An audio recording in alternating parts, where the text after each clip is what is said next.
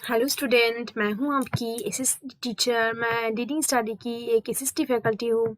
So my name is Sushmita Datta. Okay, अगर अगर आपकी ज्योग्राफी और कोई भी सब्जेक्ट या कोई नोट्स चाहिए तो रीडिंग स्टडी आपको डाउनलोड कीजिएगा और जल्द से जल्द सारे के सारे नोट को परचेज भी कीजिएगा। ठीक है, तो आज हम पढ़ने वाले हैं define kinds of technological and institutional reforms in agriculture. ठीक है, एग्रीकल्चर में कितने जो टेक्नोलॉजिकल और इंस्टीट्यूशनल रिफॉर्म्स है उसके बारे में आज हम लोग डिस्कस करने वाले हैं। Okay, first of all institutional reforms. Institutional reforms के अंदर क्या बोलते हैं? Land reforms. ठीक है, यानी कि लैंड की रिफॉर्म करने के लिए हम कितने कितने जो कोई मेथड, हम कौन सी मेथड हम फॉलो कर सकते हैं उसके रिलेटेड जो मेथड्स है वो है land reforms. Cooperation and abolition of जमींदारी।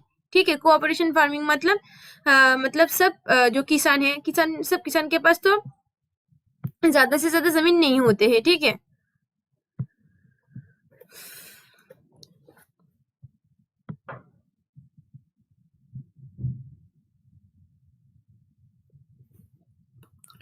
तो किसी किसान के पास कम जमीन होते हैं, किसी के पास ज्यादा जमीन होते हैं। तो इसी के चक्कर में क्या होते हैं, मानो एक किसान के पास 1 बीघा जमीन है, दूसरे किसान के पास 1 बीघा जमीन, तीसरे किसान के पास 1 बीघा। अब जब वो सब किसान में एक होके वो 3 बीघा जमीन में एक साथ जो एग्रीकल्चर प्रैक्टिस करेंगे, ठीक है, वहां पर खेती करेंगे, तो वो होगी cooperation farming, abolition of zamindari. ठीक है, जमींदारी को एबोलिशन किया गया क्योंकि पहले जमींदार के पास बहुत सारी जमीन होती थी, लेकिन एक लिमिटेशन इंस्टीट्यूशनल रिफॉर्म्स लाई कि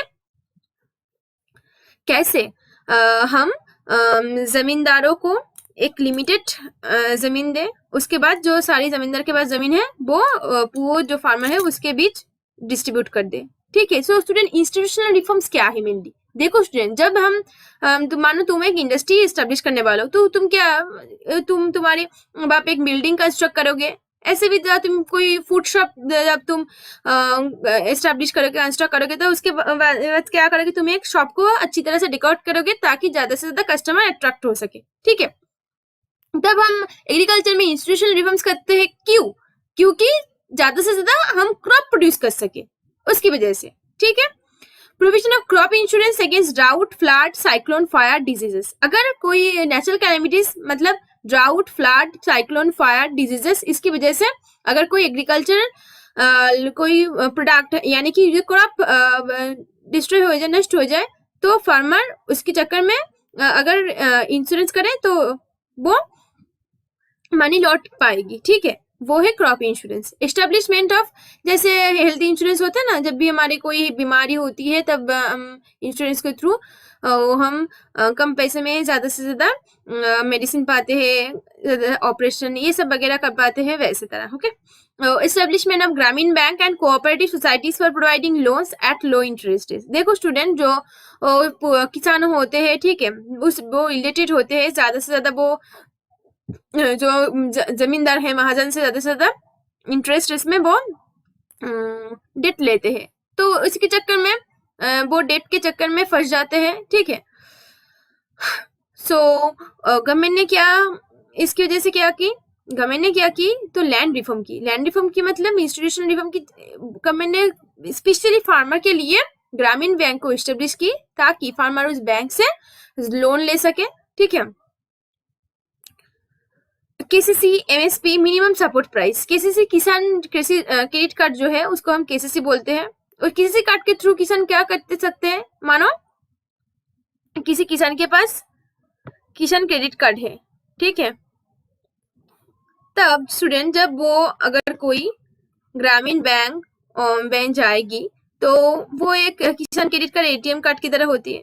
मानो गवर्नमेंट उसके बैंक में 50,000 रुपीज जमा कर दी है। ठीक है, तो वो एक फार्मर वो किसान क्रेडिट कार्ड दिखा के बैंक से 25,000 लोन भी ले सकते हैं। ठीक है, ट्रैक्टर खरीदने के लिए। तो ऐसा कुछ फैसिलिटी फार्मर को दिया जाता है ताकि वो ज्यादा से ज्यादा क्रॉप प्रोडक्शन कर सके without any obstacles. Okay, MSP क्या है? Minimum support price.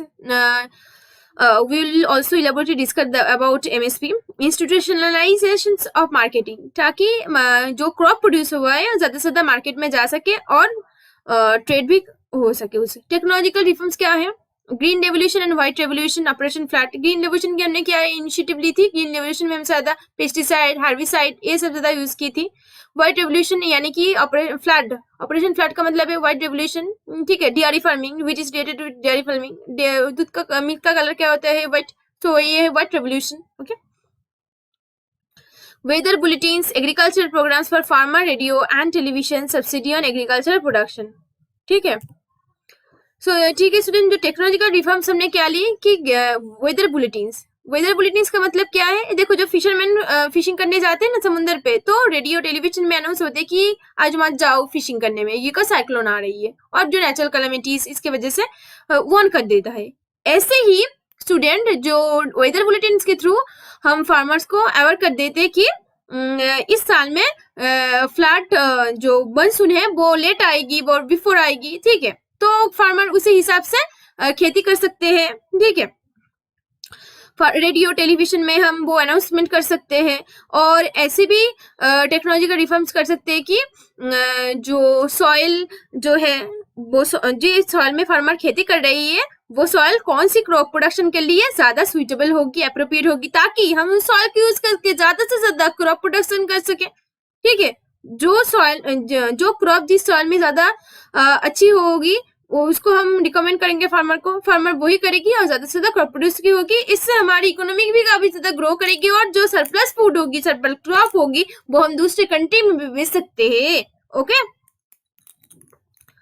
Subsidy on agriculture production, हम स्पेसिफिक कोई एग्रीकल्चर जो इक्विपमेंट्स होते हैं जैसे ट्रैक्टर, हर्बिसाइड, पेस्टिसाइड, उसके ऊपर सब्सिडी देते हैं। सब्सिडी क्यों देते हैं? कि ढेर सारी फार्मर के पास जो पैसा नहीं होती कि हर्बिसाइड, पेस्टिसाइड खरीद सके, ट्रैक्टर खरीद सके, ताकि ज्यादा से ज्यादा क्रॉप प्रोडक्शन कर सके। तो गवर्नमेंट से ये फैसिलिटी फार्मर को दिया जाता है कि वो स्पेसिफिकली ट्रैक्टर, हर्बिसाइड, पेस्टिसाइड ये सब खरीद सके और ज्यादा से ज्यादा क्रॉप प्रोड्यूस भी कर सके, okay. Land reform of India refers to institutional measure directed towards the altering the existing pattern of ownership, tenancy, management of land. Pattern of ownership का मतलब क्या है? ढेर सारी फार्मर के पास खुद की जमीन नहीं थी, वो एक जमींदार की जमीन में काम करती थी, और जमींदार जब भी चाहती थी, मानो क्रॉप प्रोड्यूस हो गया तो अब को बोलती थी कि अब तुम्हारे काम खत्म, अब चली जाओ, ठीक है। एक जमीन के ऊपर जो उसके ऊपर वो काम करती थी, बहुत सारा मेहनत करती थी, खुद की हक नहीं थी उस जमीन पे, ठीक है। टेनेसी रिफॉर्म क्या है? जो गवर्नमेंट ने एक इनिशिएटिव जो जमींदार के एक लिमिटेड लैंड दी, उसके बाद जो रिमेनर की रिमेनिंग लैंड वो पुअर फार्मर के बीच वो डिस्ट्रीब्यूट कर दी, ठीक है। अब जो फार्मर के बीच डिस्ट्रीब्यूट कर दी वो एक लीगल जो पेपर होते हैं वो है टेनेंसी, ठीक है। मैनेजमेंट ऑफ लैंड, कैसे हम लैंड को मैनेज करेंगे, यानी कि कौन सी लैंड में कौन सी जो क्रॉप प्रोड्यूस कर सके, ठीक है, कौन सी लैंड को कौन सी फार्मर को दिया जाए, ये सब रिलेटेड जो matter. Land reform programs was introduced in 1948, but most of the activities of land reform was started during the era of first 5 year plan. हम फर्स्ट 5 ईयर प्लान के बारे में जानते हैं कि फर्स्ट 5 ईयर प्लान कब start हुई थी स्टूडेंट? हाँ, ठीक है, 1951 में फर्स्ट 5 ईयर प्लान स्टार्ट हुई थी। तो उस 5 ईयर प्लान में सबसे ज्यादा हम एग्रीकल्चर एक्टिविटीज के ऊपर फोकस दी थी, ठीक है। Land reform reverse to the improvement of agro economic institution, ठीक है। एग्रो इकोनॉमिक इंस्टीट्यूशन का मतलब क्या है? देखो स्टूडेंट, एग्रीकल्चरल जो प्रोडक्ट्स है उस प्रोडक्ट के ऊपर हमारी इकोनॉमिक डिपेंड करता है। इकोनॉमिक क्यों डिपेंड करता है? देखो स्टूडेंट, एग्रीकल्चर मानो हमने जो पोटैटो प्रोड्यूस की, सो पोटैटो प्रोड्यूस जो की, तो एक potato as a raw material एक चिप्स इंडस्ट्री में काम आ सकते हैं, ठीक है। और जो शुगर कैन है वो शुगर इंडस्ट्रीज में काम आ सकते हैं, और sugar so agro economic institution का मतलब है जब हम एग्रीकल्चर के थ्रू हमारे इकोनॉमिक को डेवलप कर सके, उसको हम बोलेंगे एग्रो इकोनॉमिक, ठीक है। It includes major and policy related to redistribution of land, ठीक है। किस पॉलिसीज के थ्रू हम जो लैंड है वो उसको डिस्ट्रीब्यूट कर सके फार्मर के बीच। रेगुलेशन ऑफ रेंट, ठीक है। Improving the condition of Tennessee, जो टेनेसी का पहले जो एक्ट था, जो ज्यादा से ज्यादा जमींदार खरीद लेती थी, अब टेनेसी बदल गई है, जो किसी हर एक के पास एक लिमिटेड जमीन होगी, उसके बाद जो रिमेनिंग जमीन होगी वो फार्मर के बीच डिस्ट्रीब्यूट हो जाएगी। कोऑपरेटिव ऑर्गेनाइजेशन का मतलब क्या है? मानो एक फार्मर के पास 1 बीघा जमीन है, दूसरी फार्मर के पास 2 बीघा जमीन है, जो गवर्नमेंट ने डिस्ट्रीब्यूट की थी। अगर गवर्नमेंट ने रिकमेंड किया अगर तुम सब लोग एक साथ काम करोगे तो जो ट्रैक्टर ये सब बड़े-बड़े जो मशीन्स है वो लैंड में इक्विप कर पाओगे, ठीक है। एग्रीकल्चर एजुकेशन मतलब क्या है? फार्मर को ये एडवाइस दिया जाता है कि कौन सी सॉइल में कौन सी प्रोडक्ट और कौन सी क्रॉप ज्यादा से ज्यादा प्रोड्यूस होगी, और ये जो वेदर बुलेटिन है वो भी फार्मर को इन्फॉर्मेशन दिया जाता है कि इस साल में मानसून लेट आएगी, बिफोर आएगी, ठीक है, ड्राउट हो सकती है इस जगह में, इस साल में, और आप इस साल में कौन सी क्रॉप प्रोड्यूस कर सकते हैं। ये सब जो इन्फॉर्मेशन फार्मर को दिया जाता है agriculture education. Objectives of land reform program. Now we'll discuss about objectives of what are the objectives of land reform program. Land reform program was launched in order to achieve the following objective: to increase the productivity as well as total production of agriculture. Productivity हमें ज्यादा से ज्यादा increase करना है, as well as total जो production है agriculture की वो भी काफी ज्यादा इंक्रीज करना है। To eliminate all elements of exploitation of agrarian system and provide security for the tiller of the soil and assure equality of status and opportunity to all sections of the rural population. ठीक है, जो agricultural system को exploit कर रही थी, जैसे intermediate जो होती थी वो क्या होती थी, वो फार्मर से कम दाम में जो क्रॉप खरीदती और गवर्नमेंट को ज्यादा से ज्यादा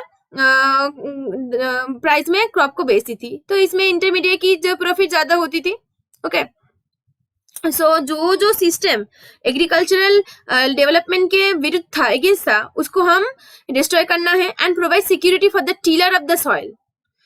टीलर ऑफ द सॉइल मतलब क्या है? जो सॉइल, जो फार्मर सॉइल में काम करते हैं, ठीक है, सॉइल में जो बड़े परेशानियों से रहती है कि अब हमारे तो खुद की जमीन नहीं है तो क्या करूंगी, तो उसको एक सिक्योरिटी प्रोवाइड करना है गवर्नमेंट को, ठीक है, ताकि और बिना कुछ परेशानियों से ज्यादा क्रॉप प्रोड्यूस कर सके। And assure equality of status and opportunity all section of the rural population. ये जो रूरल पॉपुलेशन गांव में क्या होती थी, जमींदार में ज्यादा जमीन थी, वो ज्यादा से ज्यादा क्रॉप प्रोड्यूस करती थी, फार्मर को काम में लगा के पुअर फार्मर को, एज वेल एज ऐसी भी जमीन थी वो लैंडलेस लेबर थी, लैंडलेस फार्मर थी, उसके पास खुद की जमीन नहीं थी, वो काम करती थी हर साल में, जब होती थी, जब भिक्षुक होती थी उसको हटाया जाता था उसकी लैंड से, ठीक है। ये सब अब नहीं होगी, जो एग्रीकल्चर सिस्टम को एक्सप्लॉइट कर सकते हैं। To improve the socio economic conditions of landless labour, ठीक है, जो लैंडलेस लेबर की जो सोशियो इकोनॉमिक कंडीशंस वो इम्प्रूव कर सके लैंड रिफॉर्म प्रोग्राम के थ्रू।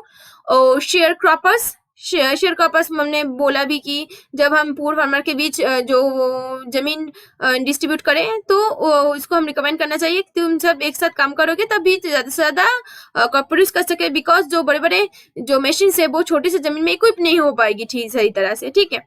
मार्जिनल फार्मर का मतलब क्या है? जो 180 डेज और 3 मंथ्स एक जमीन एग्रीकल्चर एक्टिविटीज से जुड़े रहते हैं एग्रीकल्चर, उसको हम बोलते हैं मार्जिनल फार्मर। स्मॉल फार्मर जिसकी खुद की जमीन होती है और खूब छोटी सी जमीन होती है उसको हम बोलते हैं स्मॉल फार्मर, ठीक है।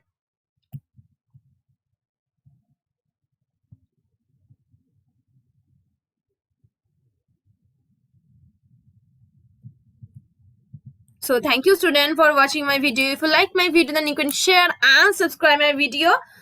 एंड जल्द से जल्द जो गूगल प्ले स्टोर में जाइए और लीडिंग स्टडी आपको डाउनलोड कीजिए। Bye bye student.